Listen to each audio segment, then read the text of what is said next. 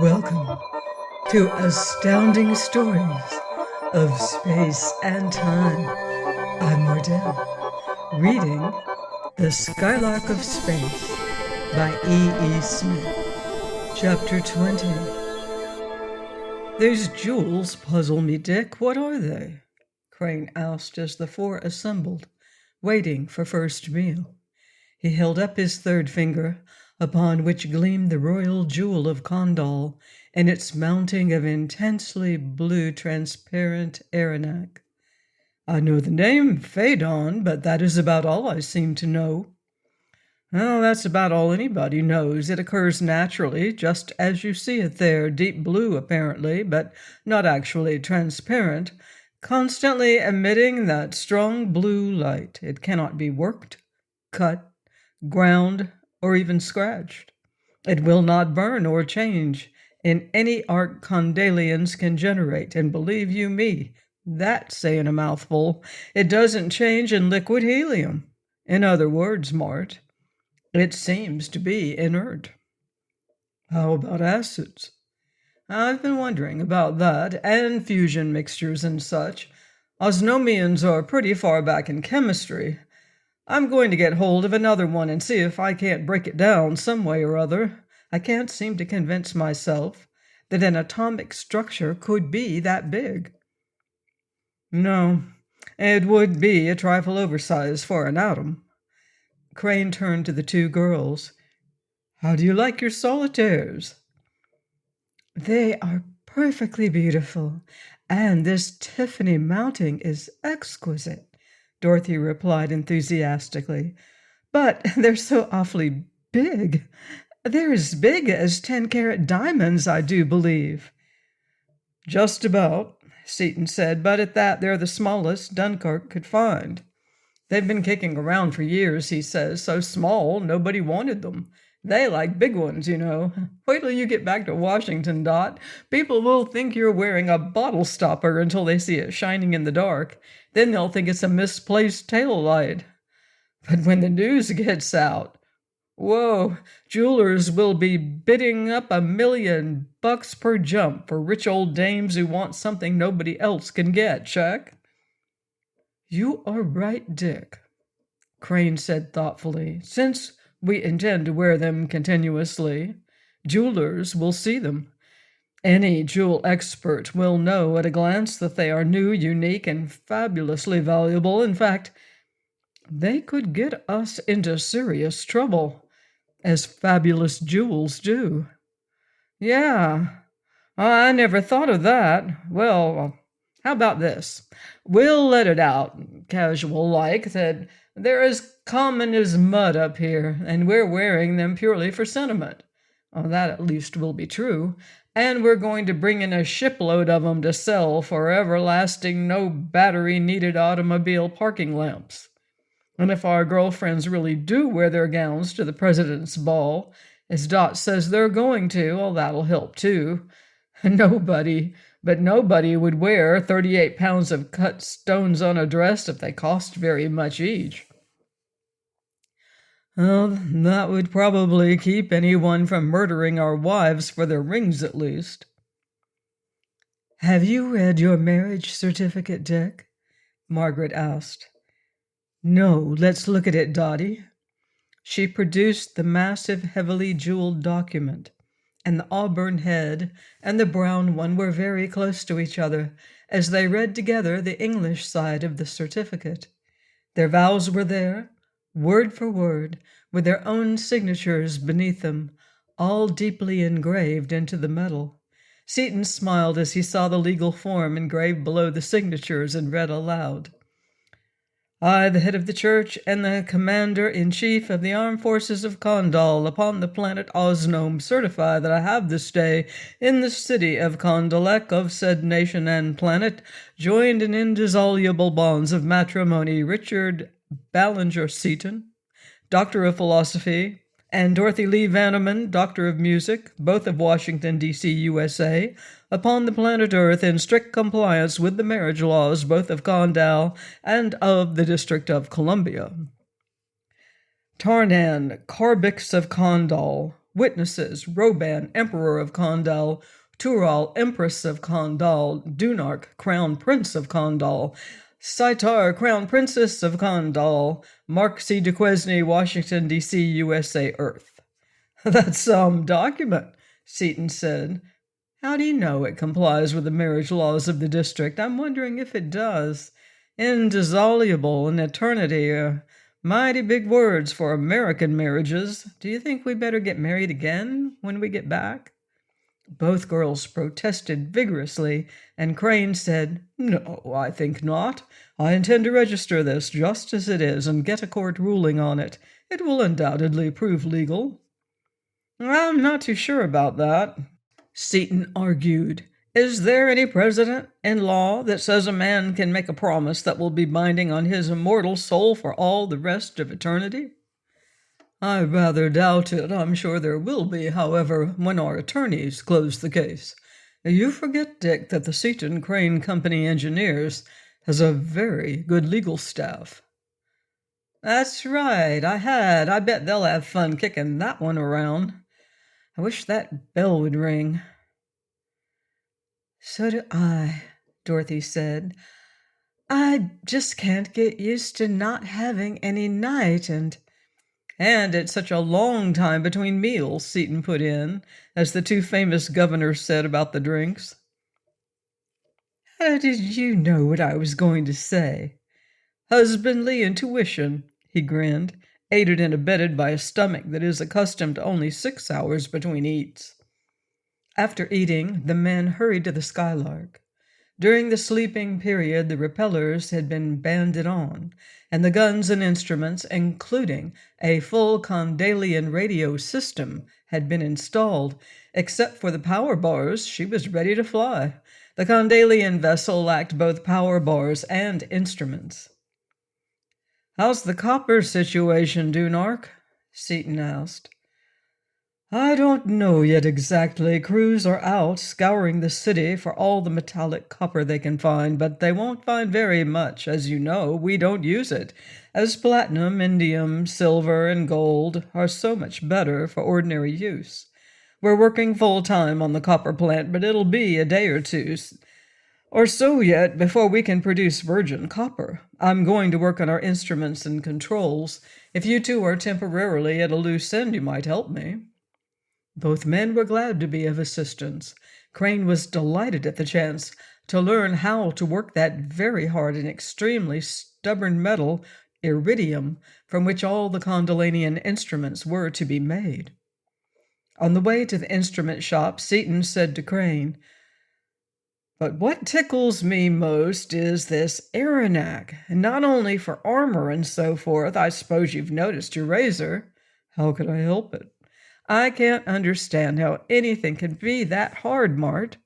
40 years on an Aronac dust abrasive machine. Diamond dust won't touch it to hone it, and then it'll shave 10 men every day for 1,000 years and still have exactly the same edge it started with. That's what I would call a contribution to science." Dunark's extraordinary skill and his even more extraordinary automatic machine tools made the manufacture of his instruments a comparatively short job. While it was going on, the foreman in charge of the scrap copper drive came in to report. Enough had been found to make 2 bars, with a few pounds to spare. The bars were in the engines, one in each ship. "Well done, Kolinix Melnin," Dunark said warmly. "I didn't expect nearly that much." "We got every last bit of metallic copper in the whole city," the foreman said proudly. "Fine," Seaton applauded. "With 1 bar apiece, we're ready. Let 'em come." "We don't want them to come here. We want to go there," Dunark said. 1 bar apiece isn't enough for that." "That's right," Seaton agreed. "For an invasion in force, no. I'd let you have ours, but 2 wouldn't be any better than 1. No, 4 at least, and I'm going to have 8. There should be some way of speeding up work on that copper plant, but I haven't been able to think of any." Speed it up. It's going at a fantastic speed already. On Earth, it takes months, not days, to build smelters and refineries. I've got half a notion to go over there, but Bud is right, Seaton said. You'd be more apt to throw the boys off stride than anything else. Could be, but while the Kondalian prince was still standing undecided, a call for help came in. A freight plane was being pursued by a Karlon a few hundred miles away. Now's your time to study one, Dunark, Seaton exclaimed. We'll drag him in here. Get your scientists out here. The Skylark reached the monster before it reached the freighter. Seaton focused the attractor and threw on power, jerking the beast upward and backward. As it saw the puny size of the Skylark, it opened its cavernous mouth and rushed to attack. Seaton, not wishing to have his ship stripped of its repellers, turned them on. The monster was hurled backward to the point of equilibrium of the two forces, where it hung helpless, struggling frantically. Seaton towed the captive back to the field. By judicious pushing and pulling, and by using every attractor and repeller the Skylark mounted, the three Earthmen finally managed to hold that monstrous body flat on the ground. But not even with the help of Dunark's vessel could all of the terrible tentacles be pinned down. The scientists studied the creature as well as they could, from the battleships and from heavily armored tanks. I wish we could kill it without blowing it to bits, said Dunark via radio. Do you know of any way of doing it? No, except maybe poison. And since we don't know what would poison it and couldn't make it if we did, I don't see much chance. Maybe we can tire him out, though, and find out where he lives. After the scholars had learned all they could, Seaton yanked the animal a few miles into the air and shut off the forces holding it.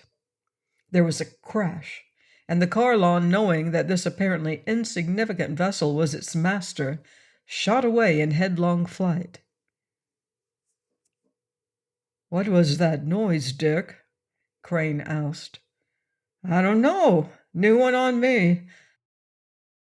Probably we cracked a few of his plates, Seaton replied as he drove the Skylark after the monster. Pitted for the first time in its life against an antagonist who could both outfly and outfight it, the Karlon put everything it had into its giant wings. It flew back over the city of Kondal, over the outlying country, and out over the ocean. As they neared the Mardonalian border, a fleet of warships came up to meet the monster, and Seaton, not wanting to let the enemy see the rejuvenated Skylark too closely, jerked the captive high into the air. It headed for the ocean in a perpendicular dive. Seaton focused an object compass upon it. Go to it, sport, he said. We'll follow you clear to the bottom if you want to go that far. There was a tremendous double splash.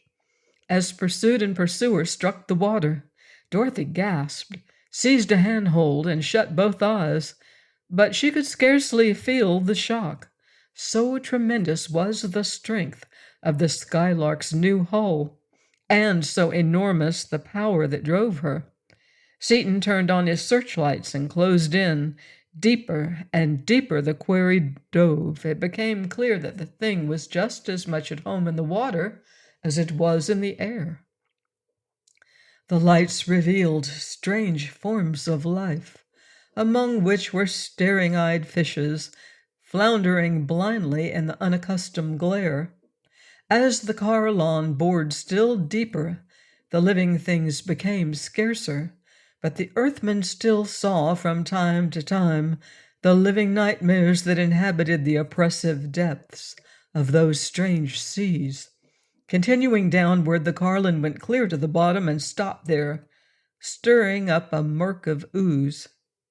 How deep are we, Mort? Something under 4 miles. No fine figures yet. Of course not. Strain gauges okay? Scarcely moved off their zeros. Ha! Good news, even though I knew with my mind that they wouldn't. With our steel hull, they'd have been way up in the red. Wonderful stuff, this Aranac. Well, it looks as if he wants to sit it out here, and we won't find anything that way. Come on, sport. Let's go somewhere else. Spaceship and Carlon went straight up, fast. On reaching the surface, the monster decided to grab altitude and went so high that Seaton was amazed. I wouldn't have believed such a thing could possibly fly in air so thin, he exclaimed. It is thin up here, Crane said. 4.16 pounds per square inch. This is his ceiling, I guess. Wonder what he'll do next. As if in answer, the Carlon dived toward the lowlands of Kondal, a swampy region lush with poisonous vegetation and inhabited only by venomous reptiles. As it approached the surface, Seaton slowed the Skylark down, remarking, "He'll have to flatten out pretty quick or he'll bust something." But it did not flatten out. Diving all out, it struck the morass head first and disappeared. Astonished at such an unlooked-for development, Seaton brought the Skylark to a halt and stabbed downward with the full power of the attractor. The first stab brought up nothing but a pillar of muck. The second, one wing and one arm. The third, the whole animal fighting as savagely as ever. Seaton eased the attractor's grip. If he digs in here again, we'll follow him. Will this ship stand it? Duquesne asked. She'll stand anything, but you'd better all hang on. I don't know whether there'll be much of a jar or not. There was scarcely any jar at all. After the Skylark had been pulling herself downward quite effortlessly for something over 1 minute, Seaton glanced across at Crane, who was sitting still at his board doing nothing at all except smiling quietly to himself. What are you grinning about, you Cheshire cat? Just wondering what you came down here for and what you're going to prove. These instruments are lying unanimously and enthusiastically. Plastic flow, you know, not fluid. Oh, check. No lights, radar, or... we could build a sounder, though, or a velocimeter. There are quite a few things we can do if you think it is worthwhile to take the time. It isn't, of course. After a few minutes more, Seaton again hauled the monster to the surface and into the air. Again it attacked with unabated fury. Well, that's about enough of that, I guess. Apparently he isn't going home, unless his home was down there in the mud, which I can't quite believe. We can't waste much more time, so you might as well put him away. The Mark V struck. The ground rocked and heaved under the concussion. Hey, I just thought of something, Seaton exclaimed. Well, we could have taken him out and set him into an orbit around the planet, and without air, water, or food, he'd die sometime, I think. Then they'd have a perfect specimen to study. Why, Dick, what a horrible idea! Dorothy's eyes flashed as she turned on him. You wouldn't want even such a monster as that to die that way? Nah, I guess I wouldn't really. He's a game fighter, so we'll let Dunark do it sometime if he wants to. The Skylark reached the palace dock just before fourth meal, and while they were all eating, Dunark told Seaton that the copper plant would be in production in a few hours, and that the first finished bar would roll at .34, in other words, immediately after first meal of the following day. Fine, Seaton exclaimed. You'll be ready in the Kondal. Take the first 8 bars and be on your way. And there goes Martindale. Impossible, as you already know if you think a little. Oh, I see the code. Well, I wouldn't want you to break it, of course, but it couldn't be stretched just enough to cover a situation like this, which has never come up before. It cannot, Dunark said stiffly. But suppose, pardon me, Dunark, ignorance. I never really scanned it before. You're right. I'll play ball. What's the matter, Dick? Dorothy whispered into his ear. Oh, what did you do to him? I thought he was going to blow his top. I said something I should have known better than to say, he replied loudly enough so that Dunark too could hear. Also, I shouldn't have told you the schedule I had in mind. It's been changed. The Skylark gets her copper first, then the Kondal, and Dunark doesn't leave until we do. Why, I don't know, any more than Dunark can figure out with all he got from my mind why you and I insist on wearing clothes. It's a matter of code. But just that little extra time wouldn't make any difference, would it? One chance in a million, maybe, with the bars rolling off the line so fast. No, after all this time, half an hour more won't make any difference. I suppose your men are loading the platinum, Dunark. Yes, they're filling number 3 storeroom full. Good work, Seaton, Duquesne said. I've often wished there was some way of getting platinum out of jewelry and into laboratories and production, and your scheme will do it. I don't think much of your judgment in passing up the chance to make $1 million or so, but I'll be glad to see jewelers drop platinum. I wonder how they'll put it across that platinum isn't the thing for jewelry anymore. Oh, they can keep on using it all they want of it, Seaton said innocently, at exactly the same price as stainless steel. Who do you think you're kidding? Duquesne's reply was not a question, but a sneer. On the following morning, immediately after breakfast, enough bars were ready to supply both vessels. The Skylark was fueled first, then the Kondal. Both ships hopped across plain and city and, timed to the split second, landed as one upon the palace dock. Both crews disembarked and stood at half attention, the 3 Americans dressed in their whites, the 20 Kondalian high officers wearing their robes of state. This stuff is for the birds. Seaton's lips scarcely moved, only Crane could hear him. We stand here for exactly so many seconds to give the natives a treat. His eyes flicked upward as the aircraft filled the air. Then we come to full attention as the Grand Moguls and the High Panjandrums appear escorting our wives and the battleships salute, and blast such flummery. But think of how the girls are enjoying it, Crane said, using Seaton's own technique, and you're going to do it, so why gripe about it? I'd like to do more than pop off. I'd like to call Dot and tell her to shake a leg, but I won't. With Dunark what he is, I have to play ball, but I don't have to like it. Please join me next time for another exciting chapter of The Skylark of Space by E.E. Smith, here on Astounding Stories of Space and Time. Until then, watch the skies.